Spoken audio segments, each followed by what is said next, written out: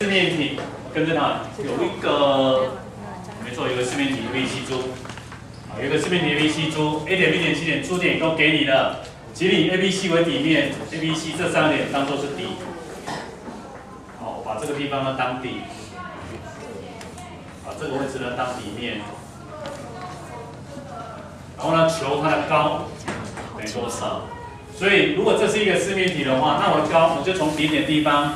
我做一条垂直线下来，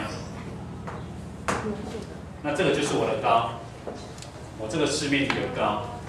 那现在我的高是跟 ABC 这个平面同一个了啊。那再做到从低点做一个垂直线垂直这个 ABC 的平面。所以如果以这个图形这样来看的话，那你可以想，如果我可以把 ABC 这个平面算出来，那这个高不就是低点到平面的距离而已吗？对。所以你现在做的是什么？算 ABC 的平面。 方程式，好，回想一下，一开始我们讲平面方式的时候，你要把平面方式写出来要两个东西，第一个叫做点，有没有点？有 ABC 三点，不但有点，而且有三个点。再来扫掉法向量，法向量的话怎么写？既然有 ABC 三点的话，那我就要找出 AB、BC、AC 这里有三个向量嘛，那我只要找出其中两个向量的外积，是不是就可以当做法向量？所以现在。 我找出 AB 的向量 ，B 点减 A 点，1减负1，2，3减3，0，4减3，1。再找 AC 的向量 ，C 点减 A 点，3减1，3减负1，4，负5减3，负8，负5减3，负8。所以我算一下 AB 跟 AC 的外积，好，算一下吧，应该多少？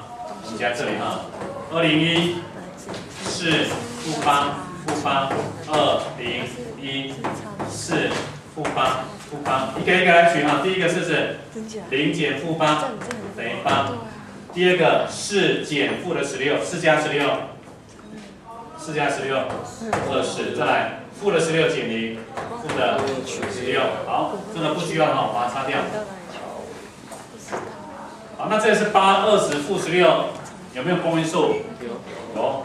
好，我直接取法向量。法向量的话，刚讲有4嘛，所以我把它统统除以几倍？4倍。一除以4的话，剩下2、5、负几？负4。所以外积算出来，这是可以当法向量。我们讲法向量有几个？无限多个嘛，那我们就取刚好公式呢，可以体的把就剩下2、5、负4。 这个就是没有其他公因数的，那我们把这个当做法向量。有法向量要还有一个什么点？点在哪里？有 A 点，有 B 点，有谁 ？C 点。那我用 A 点来写，所以我要写的哈 ，ABC 的平面方程式。好，我要直接写答案哦。2、5负4，所以写成2x 加上5y 减掉4减掉。 刚刚讲，把 A 点跟法向量做内积的一个算法，负1乘以2，负2，3乘以5，15减2，13，3再乘以负4，负的12，所以13再减12多少？1，所以减几？是不是减1等于0？还记得吗？点法是。 好，平面有了，所以我的高 h 就等于把那个点带进来就好了。珠点，把珠点带到平面方程式 ABC 的，珠点是227带进来，2x 224 5y 25 10减4g 减47 28再减1，分母根号几？2的平方加上5的平方加上负4的平方，好，就是法向量的。 长度哈，所以这算出来14，这多少？29减14，十几？15，分母呢？25加49，29加16，49多少？7。所以我的高等于多少？15/7。好，你先不急着抄，老师把这个概念讲一遍。 第一个，我今天是一个平行，我今天是一个四面体。45，老师是根号45吧？多少？下面啊是根号45吧？ 45。负4、16、20，对，45，抱歉。